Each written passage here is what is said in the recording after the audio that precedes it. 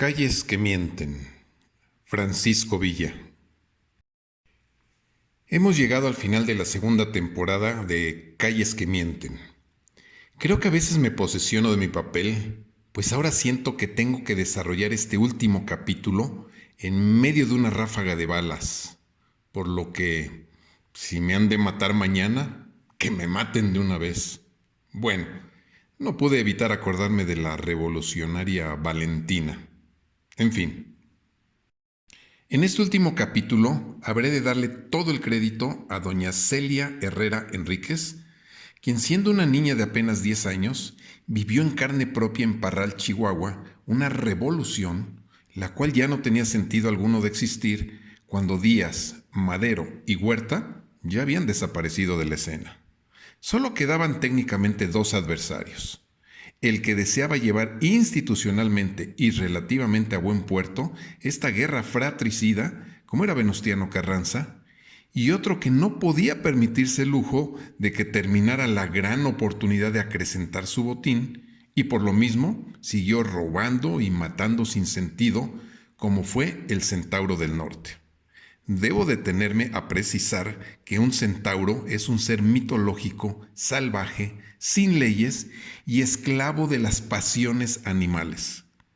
Este asesino, curiosamente, fue el consentido del presidente Woodrow Wilson hasta el 9 de marzo de 1916. Como detalle, en Santa Rosalía, esta bestia incineró a una tal Feliciana González de Quiñones y su niña de 6 meses por simple sospecha de ser espía de Carranza.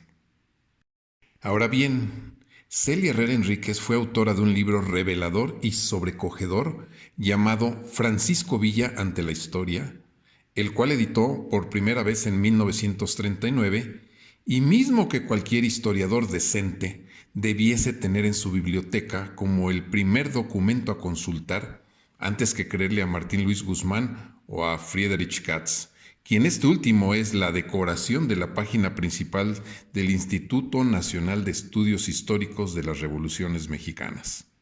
No citaré contenido alguno de los mercenarios de la historia y mucho menos a Taibo o a Salmerón o al actual jefe de ambos.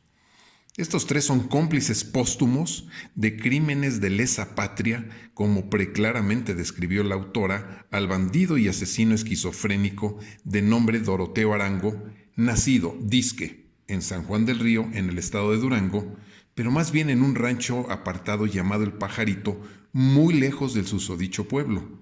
Hasta su lugar de nacimiento es una farsa. No haré resumen historiográfico de este diabólico y sanguinario personaje, pues resultaría tan extenso y existe material de sobra que sin duda se llenaría una librería y o biblioteca completa. Cada presidente se ha ocupado convenientemente de exprimirle a este falso héroe del imaginario colectivo lo que más convenga al interés político de su sexenio en curso. Solamente haré algunas breves conexiones de sus enemigos y aparentes aliados del momento, que fueron muy pocos, los cuales al final del camino lo abandonaron. Estando en Chihuahua, en marzo de 1911, Villa desenfunda e intentará matar a Madero por una discusión, pero se arrepentirá de última hora casi llorando. Después, en 1913, develará una placa con el nombre del coahuilense en la antigua calle de la Profesa de la capital, otra vez llorando. De la misma forma amenazará con su pistola frente a frente a Obregón, quien se inmutará.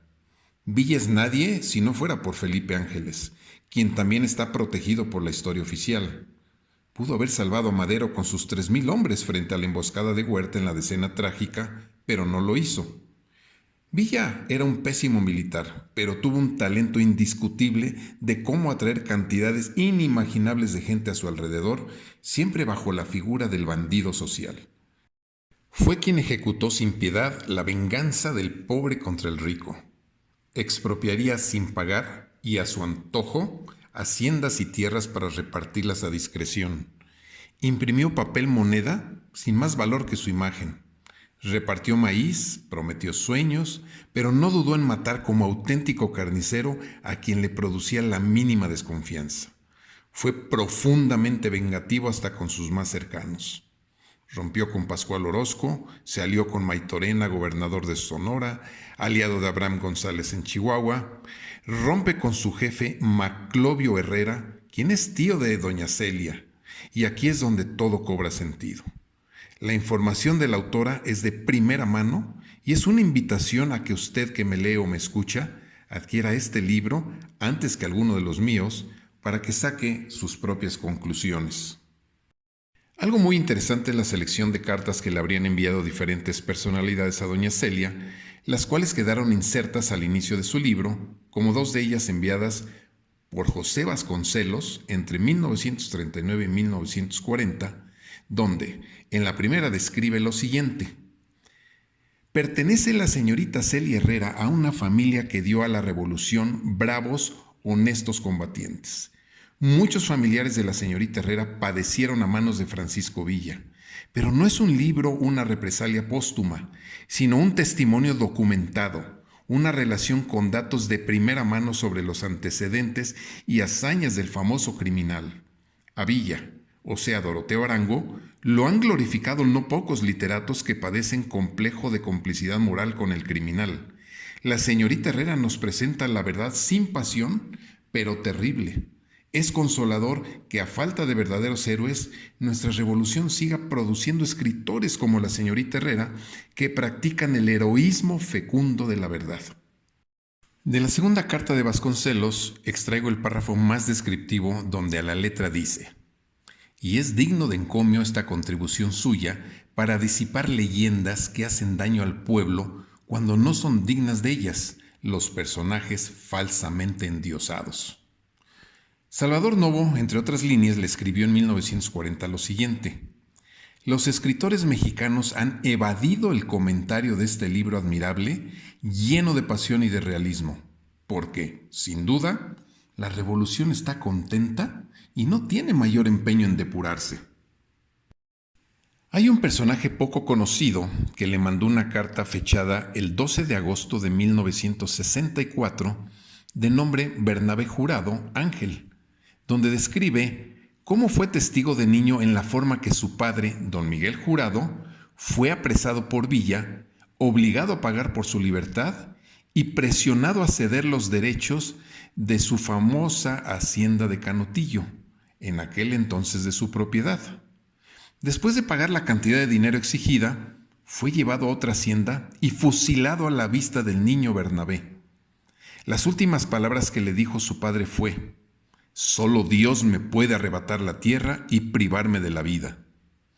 ¿Cómo fue que Fito, es decir, el presidente interino Adolfito de la Huerta, le facilitó esta hacienda para que se retirara en paz desde 1920 a 1923?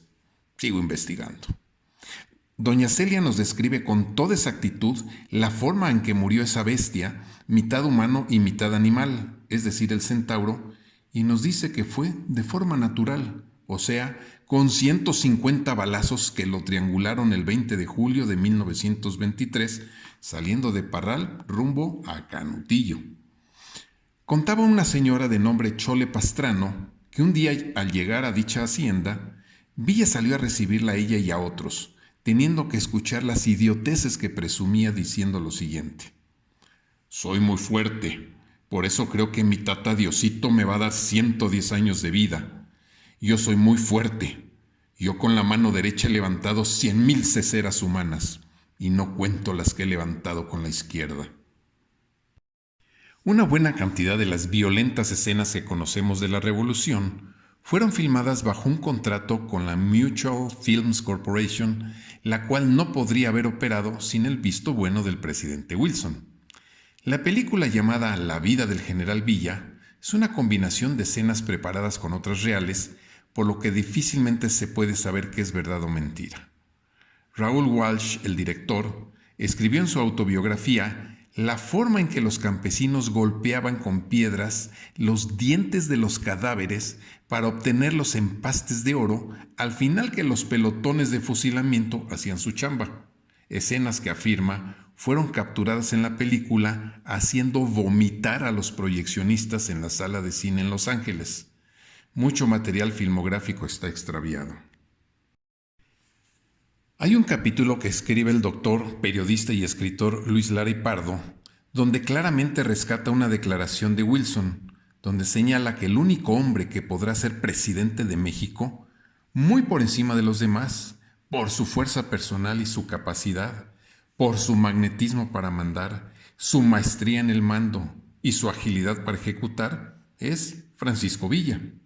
Entonces, ¿qué le hizo cambiar a Wilson de opinión en 1916 para apoyar a Carranza? Por lo pronto, el 14 de enero de 1916, Carranza declara fuera de la ley a Villa. Wilson ya tenía su atención en apoyar a Inglaterra y Francia a mitad de la Primera Guerra y no podía darse el lujo de distraerse y lidiar con alguien mitad asesino y mitad bestia. Falso que Villa tomó por sorpresa a los estadounidenses en su ataque a Columbus el 9 de marzo de 1916. Hay documentación probatoria de que lo sabían perfectamente. Fue un Pearl Harbor, un 11 de septiembre, un río nueces. Se dejaron atacar en un pueblo sin importancia. Celia Herrera rescata un material invaluable de los registros de la Marina y del Ejército de los Estados Unidos. Dice una primera misiva del 3 de marzo de 1916 que detectaron a Villa con 300 hombres dirigiéndose a Columbus y con motivos suficientes para intentar pasar a los Estados Unidos. El 6 de marzo, el secretario de Estado calculaba que ya no tardaba en llegar esa noche o a la mañana siguiente. El día 7, el administrador de la aduana de Columbus telefonea que Villa con 400 hombres se encuentra a 50 millas al sur. John Kenneth Turner calificó de negligencia criminal el hecho de que, enterados como estaban las autoridades norteamericanas de la proximidad de Villa hacia Columbus, se diera la orden a la guarnición de dicho pequeño pueblo de salir fuera con el pretexto de perseguir a unos abigeos, es decir, ladrones de ganado. El pueblo casi se quedó solo y Villa entró el 9 de marzo en la madrugada como Juan en su casa. Con esto Wilson y Carranza sellaron su alianza y la ira de Villa se multiplicaría exponencialmente durante los siguientes 4 años. La expedición punitiva al mando de Pershing entraba el día 14 con 12,000 hombres, acompañado de un oficial de nombre Dwight Eisenhower, futuro presidente. Increíblemente nunca atraparon a Villa. ¿Acaso otra derrota planeada?